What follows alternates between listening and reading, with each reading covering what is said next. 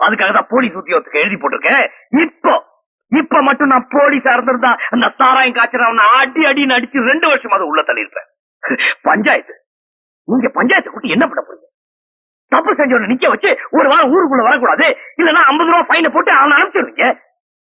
அவன் இல்லன்னா ஊரே அழிஞ்சிருமா என்ன?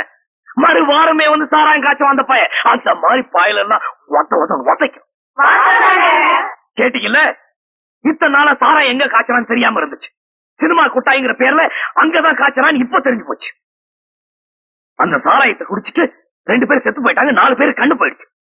அந்த குடும்பத்தை சேர்ந்த குழந்தைங்க பாவம் 10 வயசு கூட இல்ல, படிக்க வேண்டிய வயசுல கல்ல உடைச்சிட்டு இருக்காங்க. அந்த பொம்பளைங்க கூலி வேலைக்கு போயிட்டு இருக்காங்க. இதுக்கெல்லாம் யார் பொறுப்பு? சாராயம் காய்ச்சனும் அதை குடிச்ச நம்ம ஊர் ஆம்பளைங்களும். கட்டின பொண்டாட்டி மறந்து பெத்த பிள்ளைங்களை மறந்து குடிச்சு தெரியுறாங்களே நம்ம ஊர் ஆம்பளைங்க.